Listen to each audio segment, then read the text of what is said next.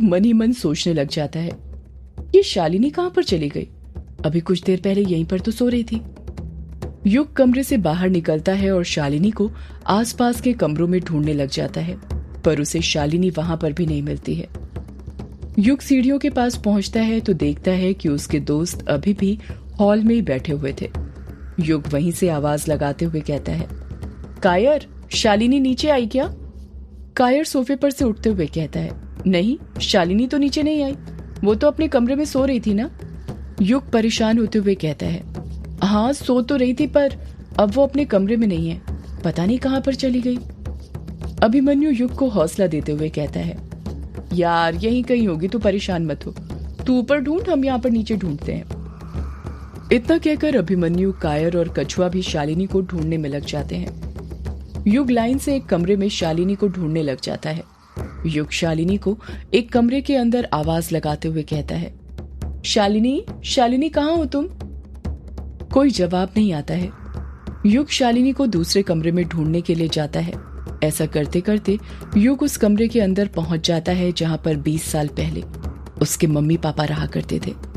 जब युग उस कमरे के अंदर पहुंचता है तो वो सब कुछ देखकर एकदम से खामोश हो जाता है। उस कमरे का सामान आज भी वैसा ही जमा हुआ था जैसा तब जमा हुआ था जब उसके मम्मी पापा उस कमरे में रहा करते थे।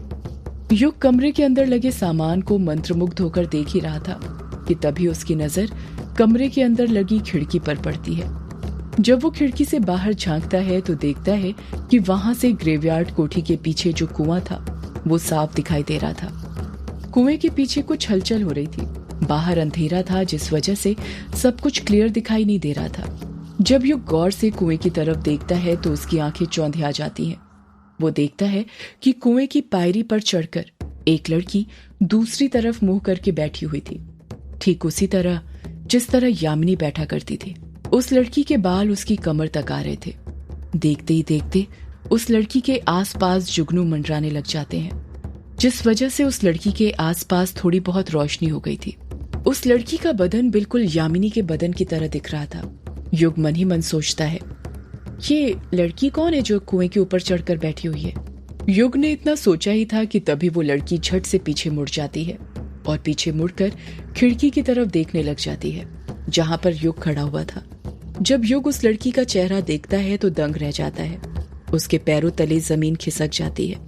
उसे अपनी आंखों पर यकीन नहीं हो रहा था। कुएं के ऊपर और कोई लड़की नहीं बल्कि यामिनी बैठी हुई थी, जो बड़े ही प्यार से युग को देखकर मुस्कुरा रही थी। यामिनी को कुएं पर बैठा हुआ देखकर युग की बोलती बंद हो गई थी। वो हक्का बक्का रह गया था। उसे तो अभी भी अपनी आंखों पर यकीन नहीं हो रहा था कि उसके सामने यामिनी बैठी हुई थी। यामिनी खिड़की की तरफ युग को देखते हुए बड़े ही प्यार से बोलती है, युग बाबू आइए ना, मैं आपका यहाँ पर इंतजार कर रही हूँ। आप अपनी यामिनी के पास नहीं आएंगे? जैसे ही युग ये बात सुनता है वो समझ जाता है ये सब सपना नहीं था बल्कि सच था। वो अपनी यामिनी की आवाज पहचान सकता था। उससे यामिनी की आवाज पहचानने में कोई गलती नहीं हो सकती थी। यामिनी फिर बड़े ही प्यार से युग को पुकारती है, आइए ना युग बाबू, मेरे पास आइए। युग खुद से कहता है, मैं आ रहा हूं यामिनी, तुम वहीं पर रहना, मैं आ रहा हूं तुम्हारे पास। इतना कहकर युग वहां से भागने लग जाता है। युग भागते हुए खुद से बड़बड़ाता है, मैं आ रहा हूं यामिनी, आ रहा हूं, मैं आ रहा हूं यामिनी। यही बड़बड़ाते हुए युग हॉल में पहुंच जाता है और भागते हुए कोठी के पीछे के दरवाजे की तरफ जाने लग जाता है। हॉल में ही कायर, अभिमन्यु और कछुआ भी थे, जिन्होंने युग को कोठी के पीछे के दरवाजे की तरफ भागते हुए देख लिया था।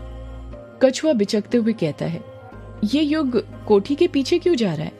कायर युग के पीछे पीछे जाते हुए कहता है, कोठी के पीछे क्यों जा रहा है वो बाद में सोचना, पहले ये सोच कि ये तो शालिनी को ढूंढ रहा था ना, अचानक से ये यामिनी यामिनी क्यों करने लग गया?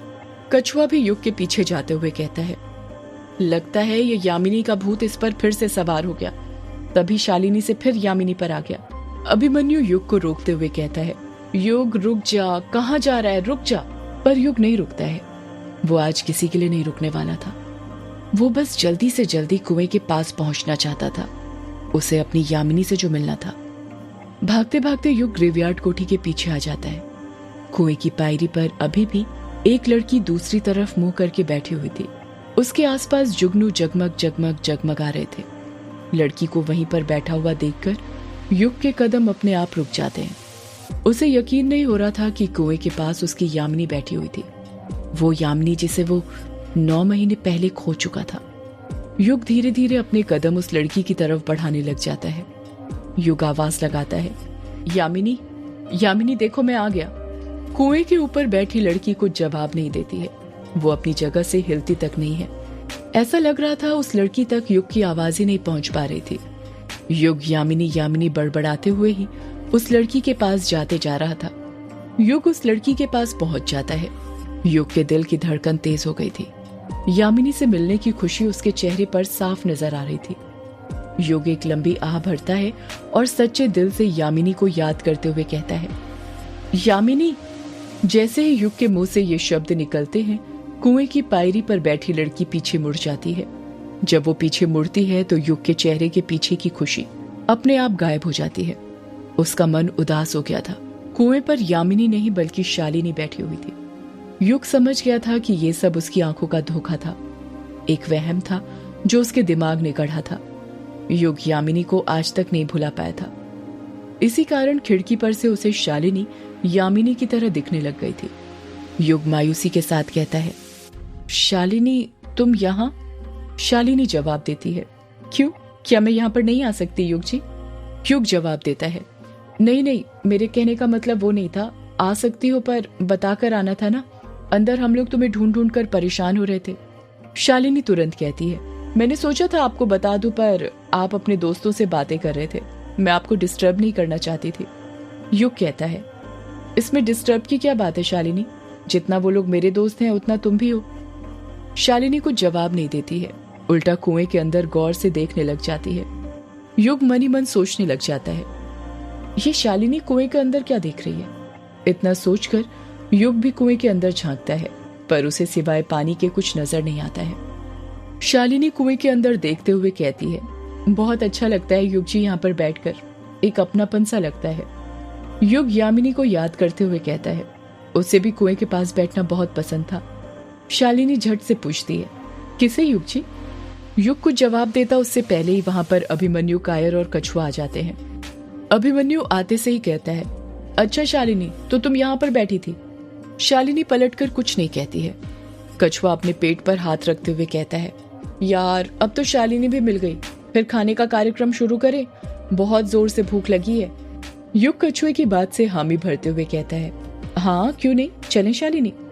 शालिनी अपने कदम आगे बढ़ाते हुए कहती है, हाँ चलिए, भूख तो मुझे भी सदियों से लगी है, पता नहीं कब खत्म होगी। शालिनी की बात पर कोई ध्यान नहीं देता क्योंकि सभी को इस वक्त जोर से भूख लगी हुई थी।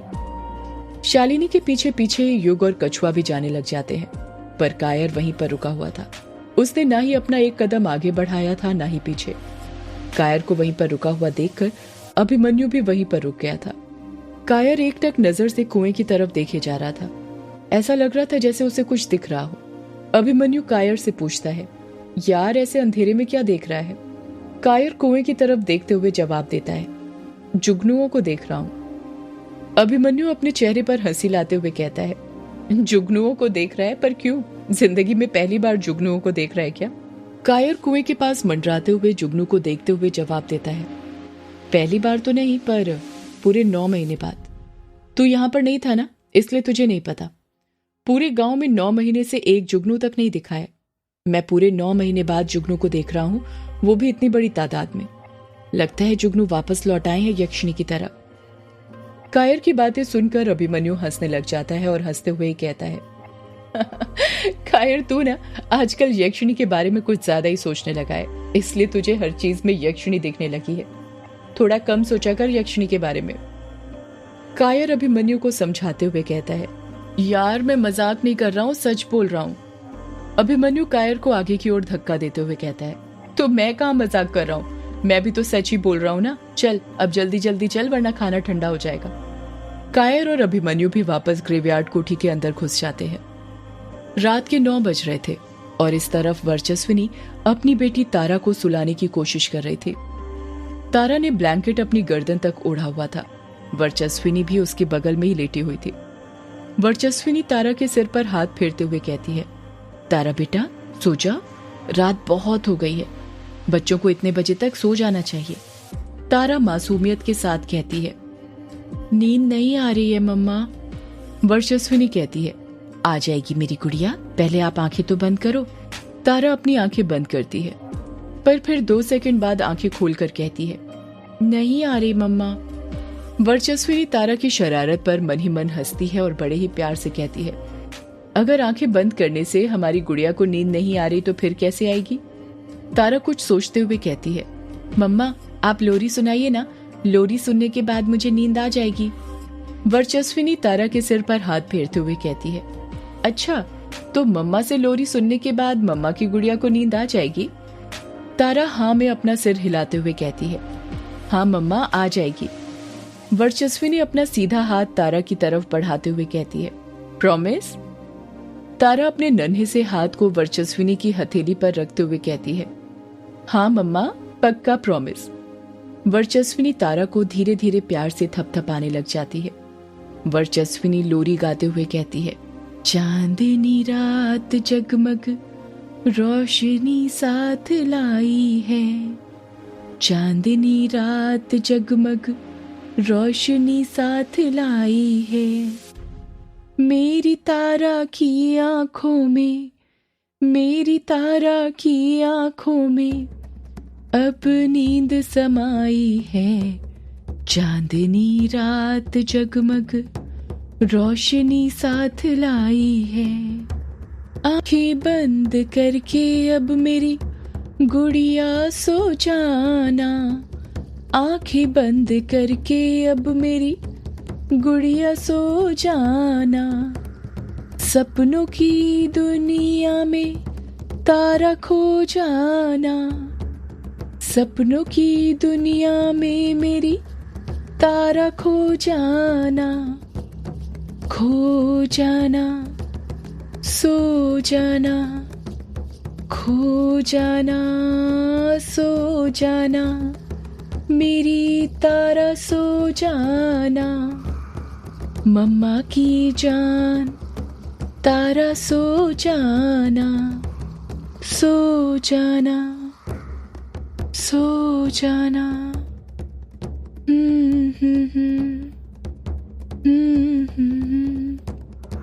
जैसे ही वर्चस्विनी की लोरी गाकर खत्म होती है, तारा को नींद आ जाती है। माँ के हाथ के स्पर्श में होता ही ईश्वर का वरदान है कि हाथ लगाते ही सारी मुश्किलें दूर हो जाती हैं और चुटकियों में नींद आ जाती है। तारा अभी सोई ही थी कि तभी वर्चस्विनी का मोबाइल बजने लग जाता है। वर्चस्विनी के मोबाइल की रिंगटोन से तारा की नींद खुलती उससे पहले ही वर्चस्विनी अपना मोबाइल हाथ में उठा लेती है, जिस कारण उसके मोबाइल की रिंगटोन बजना बंद हो जाती है। वो वाइब्रेट होना शुरू कर देता है। वर्चस्विनी अपना मोबाइल देखते हुए कहती है, ये चार्ली हमेशा गलत वक्त पर फोन करता है, अब अपनी बेटी के साथ खुशी के पल भी नहीं बिता सकती क्या मैं अच्छे से। वर्चस्विनी तारा के पास से उठने लग जाती है, पर उसी वक्त नींद में ही तारा वर्चस्विनी का हाथ पकड़ लेती है, जिस कारण वो उठ नहीं पाती है। वर्चस्विनी मन ही मन सोचती है, अब क्या करूं मैं, फोन उठाऊं या नहीं, तारा को ऐसे छोड़ भी नहीं सकती, इतनी मुश्किलों के बाद तो सोई है वो। वर्चस्विनी फोन कट कर देती है, पर उसी वक्त दोबारा चार्ली का फोन आने लग जाता है। वर्चस्विनी फिर फोन कट कर देती है। वर्चस्विनी बार बार चार्ली का फोन कट कर रही थी और चार्ली बार बार फोन किए जा रहा था। वर्चस्विनी समझ गई थी चार्ली ऐसे नहीं मानने वाला, उसे फोन उठाना ही पड़ेगा। वर्चस्विनी चार्ली का फोन रिसीव करते हुए कहती है, हाँ चार्ली बोलो, क्यों इतना फोन कर रहे हो, क्या आफत आन पड़ी? चार्ली की आवाज सुनाई देती है, वो मैडम जी ऊपर से ऑर्डर आया है भूपेंद्र बक्सी को छोड़ने के लिए। वर्चस्विनी कहती है, छोड़ेंगे बाद में, पहले ये बताओ उसने अपना मुंह खोला? चार्ली का जवाब आता है, मैडम जी सब कुछ आजमा चुका हूं पर वो अपनी बात पर कायम है, वही बात जो उसने बताई थी उस नर कुत्ते वाली।